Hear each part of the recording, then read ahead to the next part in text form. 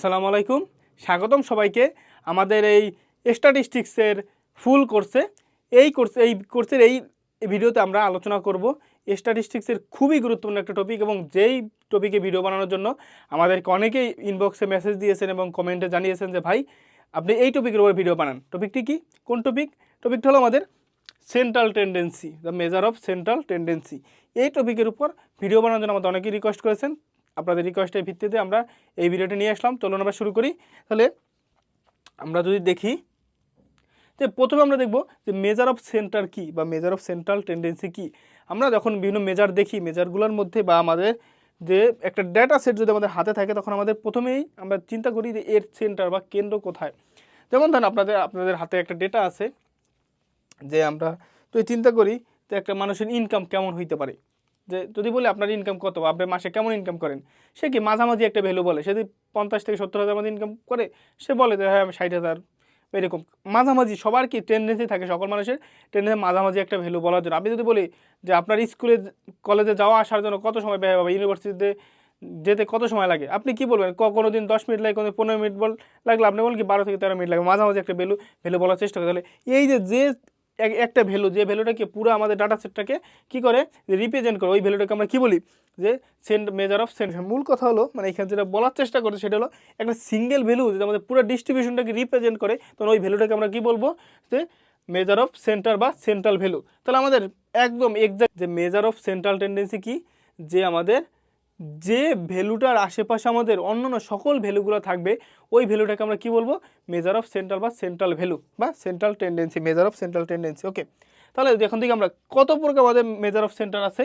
আমাদের অনেক প্রকার মেজার অফ সেন্টার। তার মধ্যে আমরা বলতে পারি যে আমাদের এরিথমেটিক মিন, আমাদের আছে মিডিয়ান, আমাদের আছে মোট, আমরা দেখবো ওয়েটেড মিন, আমরা দেখবো ট্রিম মিন, আমরা জিওমেট্রিক মিন, আমরা হারমোনিক। এই ভিডিওতে আমরা প্রতিটা টপিক কভার করবো। আমরা এই ভিডিওতে প্রতিটা টপিক আমরা বেসিক কভার করবো, সাথে আমরা কি ম্যাথমেটিক্সের বিভিন্ন ম্যাথমেটিক্যাল প্রবলেমও সলভ করবো। ওকে, তাহলে আমরা শুরু করি।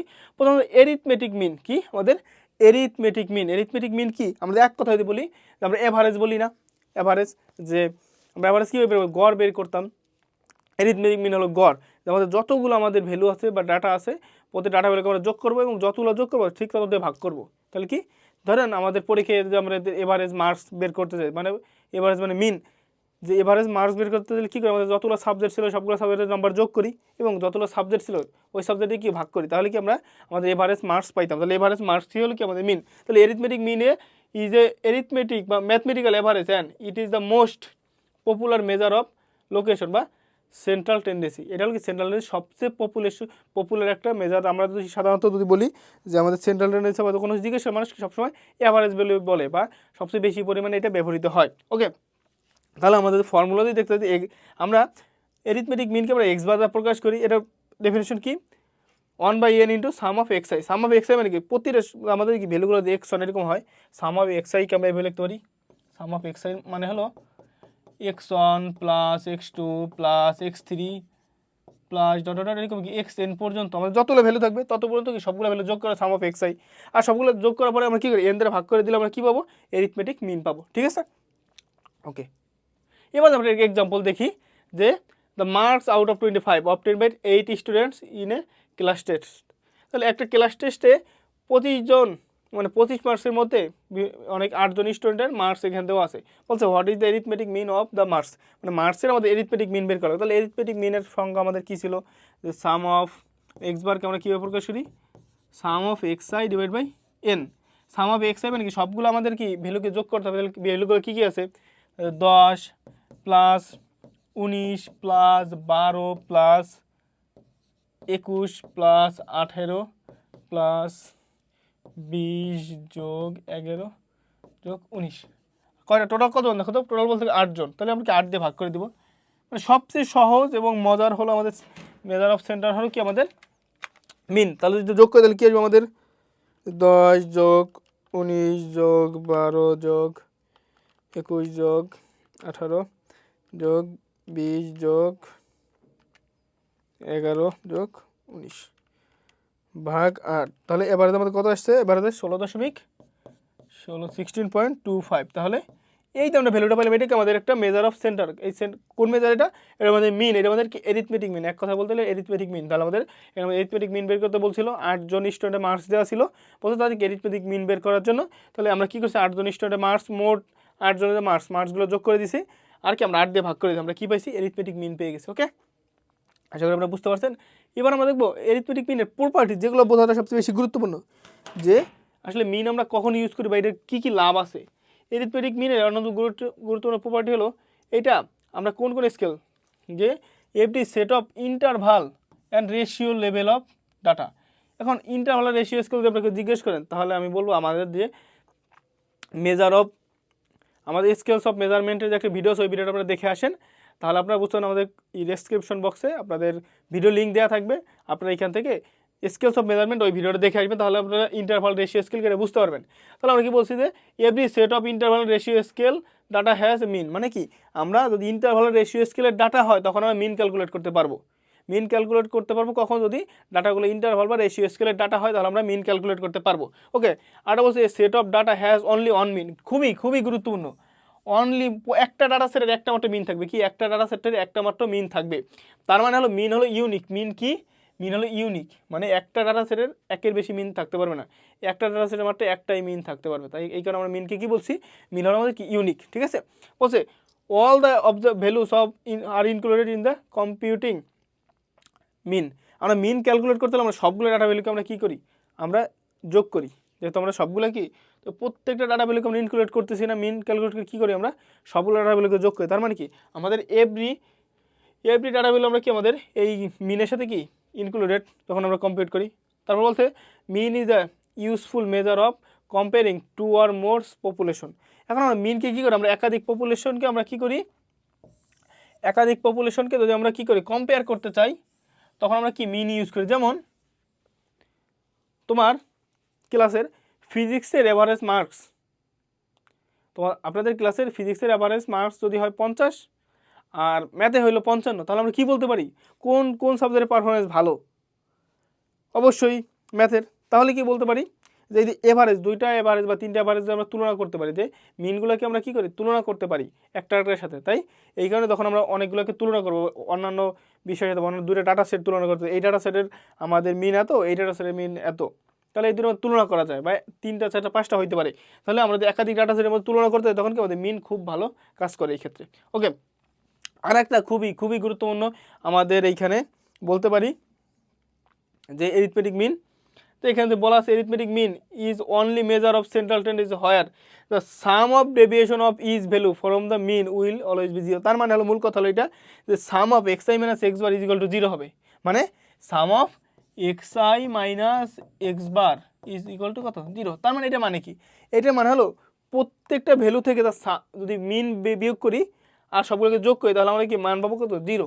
তাহলে এটা কীভাবে হয় আমরা একটু দেখি, এটা খুবই গুরুত্বপূর্ণ, খুবই গুরুত্বপূর্ণ। তো 3টা ভ্যালু ধরেন, একটা ভ্যালু হলো আমাদের 2, আর একটা 3, আর একটা কত 4। তাহলে এটা যদি মিন বের করি, মিন কত আসবে আমাদের, এর এক্স বার আসবে কত, এক্স বার আসবে আমাদের 3। এখন চিন্তা করেন, প্রথমে আমাদের এখন কী করবো, sum of X I minus X bar, এর মানে কি, আমরা প্রতিটা ভ্যালু থেকে আমাদের মিনটা বাদ দিব। তাহলে কত, 2 থেকে যদি 3 বাদ দিয়ে তাহলে কত আসে আমাদের -1, 3 থেকে 3 বাদ দিলে কত আসে আমাদের আসে 0, আর 4 থেকে 3 বাদ দিলে কত আসে আমাদের 1। তাহলে আমরা সবগুলো যোগ করে দিলাম, তাহলে -1 0 1, তাহলে যোগ করে কত আসে 0। তখন এইটাই কি আমাদের মেনলি, এইটাই আমাদের কি sum of X I minus X bar. ঠিক আছে, তাহলে আমাদের প্রতিটা ভ্যালু থেকে তার মিন বাদ দিলে আমরা কি পাই, তার মিন বাদ দিয়ে সবগুলো যোগ করলে আমরা কি 0 পাই। তাহলে আমরা এখানে বলতে পারি sum of X I minus X bar is equal to 0। তাহলে এটা যদি আমরা বলে যে অ্যালজেব্রিক প্রুভ করো, তাহলে আমরা এখানে লিখতে পারি, তাহলে দেখেন তো আমরা এটা এক্স বার সমান কি লিখছিলাম, sum of X I by N. তাহলে আমরা সাম অফ এক্স আই সমান কী লিখতে পারবো, এন ইন্টু এক্স বার। ঠিক আছে, তাহলে আমরা সামটা যে ভাঙাই যায়, তাহলে কী আসে, sum of X I minus sum of X bar. Okay, যেহেতু সাম অফ এক্স আই পরে আমরা কী লিখতে পারবো, এন এক্স বার। ঠিক আছে, মাইনাস এক্স বার কি একটা আমাদের এখানে কি একটা কনস্ট্যান্ট রাশি, তাহলে কি এক্স বারকে যদি ধরেন 2কে আমরা যদি 5 বার যোগ করি, তাহলে কী লিখতে পারি, 5 5 বার যোগ করে কত 10 আসে না, 10কে আমরা লিখতে পারি 5 × 2। তাহলে এখানে আমরা লিখতে পারবো এন ইন্টু এক্স বার। তাহলে এন ইন্টু এক্স বার থেকে এন ইন্টু এক্স বার বাদ দিলে কি 0 থাকে। তাহলে এটা আমরা প্রুফও করে ফেললাম, যে অ্যালজেব্রিকের প্রুফ, এটা আমাদের কি সংখ্যা দিয়েও দেখলাম। তাহলে এইটা আমাদের মিনের খুবই খুবই গুরুত্বপূর্ণ একটা প্রপার্টি। ঠিক আছে, এটা মাথায় রাখা লাগবে। ওকে, আশা করি আপনার প্রপার্টিগুলো বুঝছেন। এবার দেখবো আমাদের যে আসলে মিন যে আমরা ক্যালকুলেট করি বা মিনের কী কী অ্যাডভান্টেজ পাওয়া যায় বা সুবিধা আছে। মিনে কি, mean is easy to understand, simple to calculate. Mean কি, বোঝা সহজ, কারণ আমরা সব ক্ষেত্রে এভারেজ ব্যবহার করি, আমরা অনেক কিছু অভ্যস্ত। ক্যালকুলেট করা সহজ কী হয়, সবগুলোকে যোগ করবো আর কি আমাদের যতগুলো অবজারভেশন আছে ওইটা দিয়ে ভাগ করে দেবো, খেলা ক্লিয়ার। ওকে, পরটি বলছে it is easy to understand and even if some of the details of the data are lacking. যদি আমাদের ডাটা অনেক কিছু ডিটেলস না থাকে তবু আমরা কি এটা ক্যালকুলেট করতে পারি এবং বুঝতে পারি। বলছে it is based on all values, মানে কি আমাদের সকল ভ্যালুর উপর বেস করে আমরা কি ক্যালকুলেট করতে পারি, মানে আমরা ক্যালকুলেট করতে সবগুলা ডাটাকে আমরা কি আমাদের ক্যালকুলেশনে নেওয়া লাগে, তাই এইটাকে আমাদের একটা ভালো দিক।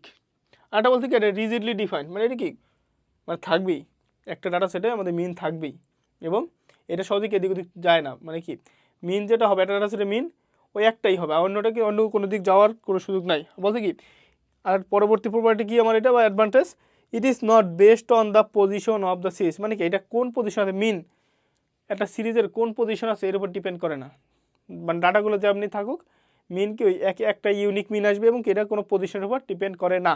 ওকে, এবার আমরা দেখব যে আমাদের মিনের কোন কোন ডিসঅ্যাডভান্টেজ আছে। আমরা অ্যাডভান্টেজগুলো দেখলাম, এবার কি কোন কোন ডিসঅ্যাডভান্টেজ আছে এগুলো আমরা দেখব। তাহলে বলছে it is affected by the extreme value in presence of higher values, it gives misleading conclusion. আর কথা হলো কি এটা, আশা করি আপনার আমি কী বলছি বুঝেন নাই, সহজ করে বলি যে এটা আমাদের এক্সট্রিম ভ্যালু দ্বারা ইনফ্লুয়েন্স হয়। কীরকম, যে আপনি মিন ক্যালকুলেট করার সময় যদি একটা অনেক বড় ভ্যালু চলে আসে আপনার পুরো ডাটা সেটের মিন চেঞ্জ হয়ে যাবে। যেমন ধরেন ছোটো একটা এক্সাম্পল দিই, আপনার কাছে করে ডাটা আছে একটা ধরেন 3 আছে, 4 আছে, 5 আছে, 6 আছে, 7 আছে, ঠিক আছে। এর যদি আপনি মিন ক্যালকুলেট করেন এই চারটার জন্য আপনার মিন আসবে, ধরেন এটার জন্য মিন ধরলাম এক্স বার সমান আসবে, ক্যালকুলেট করে দেখবেন 5 আসে। কিন্তু এর সাথে আপনি একটা ডাটা অ্যাড করেন, তো একটা ডাটা অ্যাড করেন এখানে ধরেন আপনি 100 অ্যাড করলেন, ঠিক আছে। আর একটা এখন আপনার মিন কত দেন 3, 4, 5, 6, 7 আর কত 100, তাহলে টোটাল যোগ করেন কত আসে 3 যোগ 4 যোগ 5 যোগ 6 যোগ 7 যোগ 100, টোটাল আসে 125। টোটাল ভ্যালু কয়টা ভাগ 6। তাহলে আমাদের এখন যদি এই সবগুলো যদি আমরা একসাথে এখন নিয়ে যদি আমরা মিন বের করি তাহলে আমাদের মিন আসে এখানে এক্স বার সমান আসে আমাদের 20.83। তার মানে কি, তার মানে দেখুন একটা ভ্যালু মতো চেঞ্জ হয়েছে, একটা ভ্যালু করে আমাদের পুরো ডাটা সেটের মিনকে চেঞ্জ হয়ে গেছে। তাহলে একটা এক্সট্রা ভ্যালু ধরে কি পুরো ডাটা সেটের দেখেন ম্যাক্সিমাম সকল 6টা ডাটার মধ্যে 5টাই আমাদের 3 থেকে 7-এর মধ্যে, কিন্তু মিন চলে আসছে কত 20.83, মানে কি এর আশেপাশেও নাই। মানে একটা ভ্যালুর কারণে পুরো আমাদের ডাটার মিন চেঞ্জ হয়ে গেছে, পুরো ডাটার মিন চেঞ্জ হয়ে গেছে একটা ভ্যালুর কারণে। তাহলে কি এইটাই বুঝাইছে যে আমাদের মিন সবসময় এক্সট্রিম ভ্যালু দ্বারা আমাদেরকে ইনফ্লুয়েন্স হয়, এক্সট্রিম ভ্যালু দ্বারা মিন ইনফ্লুয়েন্স হয়। এবং কি আমাদের এটা কি আরেকটা পরের লাইনে সুন্দর একটা লাইন বলছেন মিসলিডিং কনক্লুশন। আমাদের কনক্লুশন ড্র করি যে আপনাদের ডাটা সেটটা আছে এই ডাটা সেটের মিন কত বা সেন্টার কোথায় বা ম্যাক্সিমাম, আমরা মেইনলি সেন্টার খুঁজি কেন বা ম্যাক্সিমাম মানুষের বা ম্যাক্সিমাম মার্কস ম্যাক্সিমাম ভ্যালু কোন দিকে অবস্থিত, আমরা মিন ক্যালকুলেট করা মানে হলো আমাদের ম্যাক্সিমাম বা আমাদের কেন্দ্র কোথায় বা মাঝের দিকে কোথায় সেটা বের করা। এখন আমাদের মেইন অধিকাংশ ভ্যালু 3 থেকে 7-এর মধ্যে আমাদের মিন চলে আসছে কত 20.83, মানে কি আমাদের কনক্লুশন ড্র করতে গেলে যেমন চিন্তা করেন যে একটা পুকুরে মাছের সাইজ এত কেজি, ঠিক আছে, একটা পুকুরে মাছের সাইজ কত 3 থেকে 7 কেজির মধ্যে ম্যাক্সিমাম, একটা মাছ হলো 100 কেজি। এখন যে আমরা এই সবগুলো মাছের ওয়েট যে ক্যালকুলেট করে বলি যে আমাদের পুকুরের মাছের এভারেজ ওয়েট 20.83 সত্য হইলো, ম্যাক্সিমাম আমাদের কত ম্যাক্সিমাম মাছের ওয়েট হলো 3 থেকে 7 কেজি। এখানে আমাদের এক্সট্রিম ভ্যালু চলে আসছে আমাদের মিন একটা মাত্র মাছের জন্য বা একটা মাত্র ভ্যালুর জন্য আমাদের 20.83 চলে আসছে, যা কি আমাদের পুরোপুরি আমাদের মিসলিড করতেছে, ঠিক আছে। তাহলে এই কারণে আমাদের মিনের সবচেয়ে বড় একটা সমস্যা হলো এটা আমাদের এক্সট্রিম ভ্যালু দ্বারা ইনফ্লুয়েন্স হয়। আবার কি ইট হাজ আপওয়ার্ড বায়াস, মানে কি মিন আমাদের অনেক সময় বায়াসড মানে আপওয়ার্ড বায়াসড রেজাল্ট দেয়। It can not be calculated for open ended classes. আমরা যখন গ্রুপ ডাটা দেখবো তখন দেখবো যে আমাদের ওপেন এন্ডেড ক্লাস যখন থাকবে তখন আমরা এখানে মিন ক্যালকুলেট করতে পারবো না। আর একটা বিষয় হলো মিন জিওগ্রাফিক্যালি বা গ্রাফিক্যালি আমাদের লোকেটেড না, মানে গ্রাফ থেকে আমরা মিন ক্যালকুলেট করতে পারি না। আমরা গ্রাফ থেকে মিডিয়ান বা মোড ক্যালকুলেট করতে পারবো, কিন্তু আমরা গ্রাফ থেকে মিন ক্যালকুলেট করতে পারি না বা মিন আমরা বের করতে পারি না গ্রাফ থেকে। এটা খুব অনেক বড় একটা ডিসঅ্যাডভান্টেজ। এটা বলছে it cannot be calculated from nominal আর অরিজিনাল ডাটা। নমিনাল এবং অরিজিনাল ডাটার মিন ক্যালকুলেট করা যায় না। তাহলে আমাদের স্ট্যাটিস্টিক্স পিওর স্ট্যাটিস্টিক্স ব্যাকগ্রাউন্ড বা স্ট্যাটিস্টিক্যাল ব্যাকগ্রাউন্ডে যারা আছেন তাদের মিন ক্যালকুলেট করার চেয়ে সবচেয়ে গুরুত্বপূর্ণ মিনের এই প্রপার্টিগুলো জানা, মিনের কখন অ্যাডভান্টেজ কখন ডিসঅ্যাডভান্টেজ, এই বিষয়গুলো আপনার বেশি বেশি ভালো করে জানা উচিত, কারণ আমাদের অন্যান্যগুলো আছে এইগুলো বেশি কাজে দিবে। ঠিক আছে, ওকে। এবার আমরা দেখব যে এবার আমাদের পরের টপিক আমরা যাব